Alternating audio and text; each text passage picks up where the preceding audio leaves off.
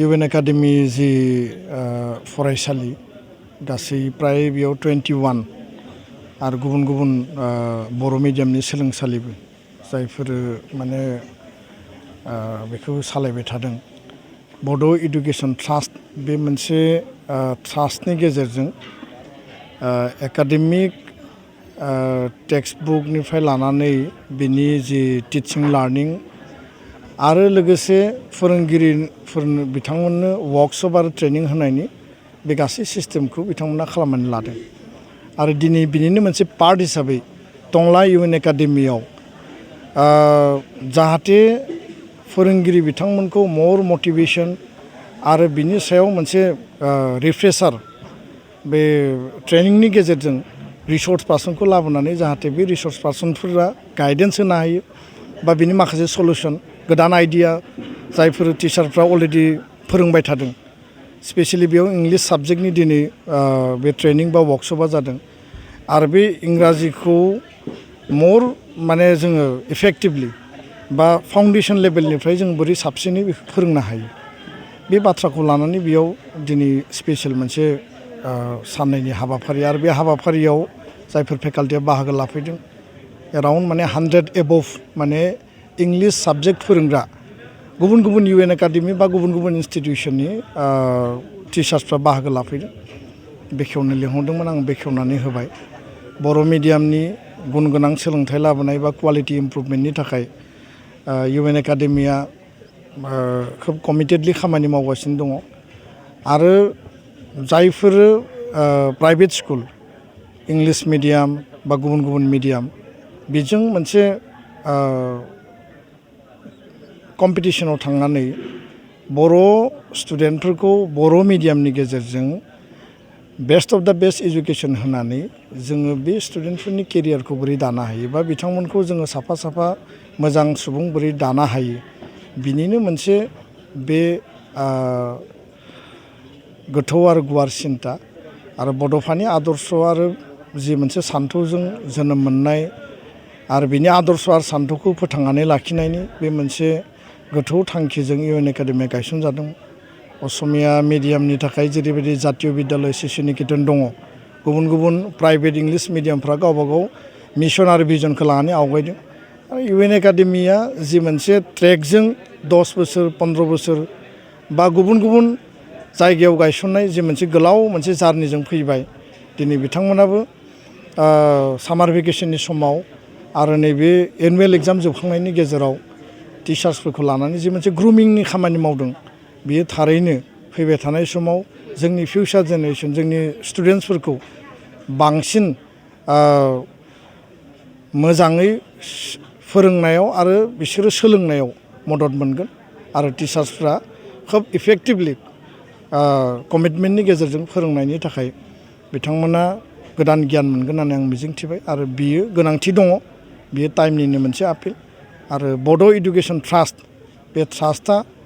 आरो बे ट्रास्टनि गेजेरजों गासैबो खामानिखौ बिथांमोना मावदों आं खावलायगोन जे जिखिनि एकाडेमिक लेभेलाव बा टेक्स्ट बुकनि लेभेलाव रिसोर्सनि लेभेलाव जिखिनि सापर्ट नांगौ गभर्नमेन्ट साइडनिफ्रायबो इउएन एकाडेमिखौ सापर्ट होनायनि प्रयोजन दङ आरो बे सापर्टखौ काउन्सिल सरकारा जाहाथे उननि समाव होलांगोन आं बेखौ मिजिंथिबाय खारन बेखौ जोङो मोजाङै फोथांनानै लाखिनांगोन होमबासो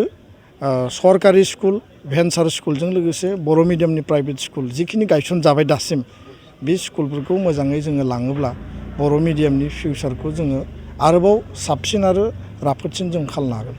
बेराफारसेथिं जों नुबाय जेनेबा बर' मिडियामाव थैबाय भेरगावबो बेबायदि थैनो थांगासिनो दं दा बे बेलायाव बर' मिडियामनि जिखिनि सरकारि स्कुल दङ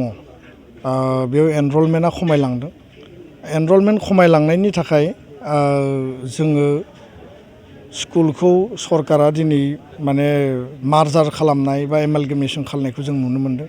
बे बाथ्राखौ लानानै एबसु आरो बर' थुनलाइ आफादा जोङो गोख्रोङै खामानि मावगासिनो दङ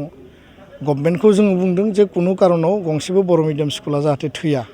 खिन्थु जेराव स्टुडेन्टआ निल जाबाय बेयाव टिचाराबो रिटायार्ड जाबाय सोरबा बेयाव डेथ जाबाय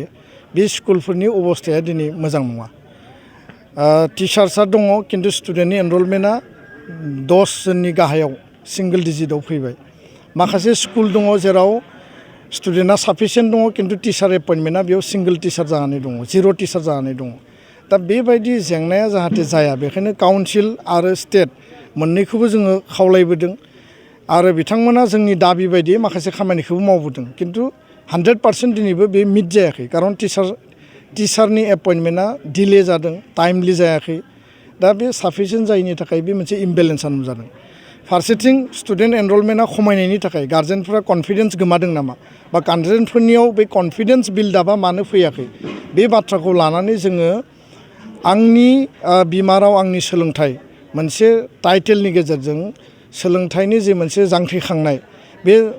टाइटेलनि गेजेरजों जोङो दिनै केम्पेइन खालामदों गार्जेनफोरखौ बुंदों जे गोदानै जायफोरा गथ' गथायखौ स्कुलाव होनो गोनां दङ बिथांमोना जाहाथे गावबा गावनि गथ' गथायखौ बर' मिडियाम स्कुलाव होयो खारन राष्ट्रीय शिक्षा नीतिया बुंदों जे नेशनेल एजुकेशन पलिसिया मादार टां मिडियामनि सायाव इम्पर्टेन्स होदों जेराव मध्य प्रदेशआव मेडिकेल एजुकेशना नोङो बिमा राव जाबाय इन्जिनियारिंनि थाखाय खामानि मावगासिनो आरो बे टाइमाव आसाम सरकारा जेराव इंलिसखौ इम्पज खालामनो नागिरदोंमोन साइन्स आरो मेथ्सआव क्लास 6आव खिन्थु बिथांमोना बेखौ उइथड्र खालामनानै देग्लायनि एप्रिल दाननि जि टेक्स्ट बुक 6 आरो 7आव बोथ साइन्स आरो मेथ्स बर' आरो इंराजि एसामिस इंराजि बाइलिंगुवेल एज पार द नेशनेल एजुकेशन पलिसि बायदि बिथांमोना बेखौ होनो बाध्य जाबाय दा बेखायनो दिनै मिसिं राभा टिवा गुबुन गुबुन मिडियाम दिनै स्टार्ट खालामनो नागिरदों बिथांमोना बर' मिडियामखौ बा एसामिसखौ नुनानै साहस खालामनानैसो दिनै स्टार्ट खालामनो नागिरदों राष्ट्रीय शिक्षा नीति बायदि खिन्थु बर' मिडियामनि दिनै जोङो जि एलिमेन्टारि लेभेलनि जि मोनसे चेलेन्जेस जि मोनसे जि प्रब्लेमजों जों जि काउन्टार जादों बेयाव गार्जेनफ्राबो रल लानांगोन कमिउनिटिया रल लानांगोन आरो बयबो रल लायोबा जों बेयाव देरहासार जागोन दा बेखायनो स्कुल थैनाया जोंनि थाखाय चेलेन्जिं खुनु कारनाव स्कुला जाहाथे थैया आरो बिनि थाखाय जों बयबो खामानि मावनांगोन आरो गावबा गावनि गथ' गथायखौ जोङो लकेलावनो बेस्ट अफ द बेस्ट एजुकेशन होनायनि थाखाय खामानि मावनांगोन फारसेथिं जोङो नायदों जे जोंनि बर' सुबुंफोरनि जोनोमनि संख्याबो एसे माने खमायबोदों जायनि थाखाय जिखिनि संख्यायाव सिगांनि स्कुलफ्राव नाम्बारसा थायोमोन बे माने बार्थ रेटआ खमायनायनि थाखायबो नाम्बारसा खमायदों आरो जायफोर कनसियास जायफोरा बिराद माने मोनसे एसपिरेसन दङ बिथांमोना गुबुन गुबुन जायगायाव गावबा गावनि गथ'खौ हरनाय जों नुदों खिन्थु जों सानो जे एजुकेशना जेरावबो एखे आरो सरकारि स्कुलखौ जोथोन लायोबा बेयावबो मोजां एजुकेशन मोनगोन प्राइभेट बर' मिडियामनि स्कुल इउएन एकाडेमि बाथौ सोलोंसालि गुबुन गुबुन दङ जायफोरा एफर्ड खालामनो हायो बे स्कुलफ्राव होनानै बेस्ट एजुकेशन मोननो हायो बर' मिडियामनि भेन्सार स्कुल दङ बिसोरबो थैहां माने मिरु जिरु जानानै दङ खिन्थु खुनु कारनाव जाहाथे थैया प्रभिन्सियेलाइज खालामनायनि जि मोनसे एजेन्डा दङ बेयाव जाहाथे जोङो बे स्कुलफोरखौ निट बेसआव जाहाथे फोथांनानै लाखिनो हायो बिनि थाखाय जों खामानि मावनांगौ जोंथ'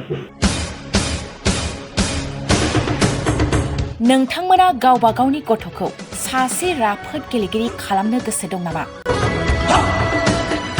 रायजोआरि हादरारि हादर गेजेर थाखोसिम गेलेगिरि खालामनो गोसो दंब्ला नोंथाङा गोबाव दा खालामसै सासे राफोद रोंखा राखा गेलेगिरि खालामनो थाखाय नोंथाङा जानजि खाफ्रादो आरो मुं थिसनहैदो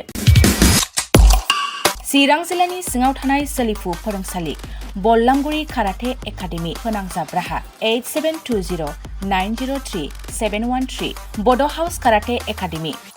दलाइगाव फोनांजाब राहा 6900451157 बेंटल काराटे एकाडेमि फोनांजाब राहा 9678041226 बिरनगाव काराटे एकाडेमि फोनांजाब राहा 6901341656 आरो दालिगाव काराटे एकाडेमि फोनांजाब राहा 8720903713 बैफोर मख'नाय सोलोंसालिनिफ्राय सिगांनिफ्रायनो रायजोआरि हादरारि हादर गेजेरारि थाखोनिफ्राय बान्था मोननो हानाय सोलोंसाफोर मोननो हाबोनाय सोलोंसालि बे मख'नाय फोरोंसालियाव रोंगौथि गोनां फोरोंगिरिया फोरोंथाय होनानै नोंथांनि गथ'खौ सासे राफोद गेलेगिरि सोरजिनायाव मदद आरो जाफुंसार खालामगोन अब्ला मानोथो गोबाव खालामनो थाबैनो मुं थिसनहैदो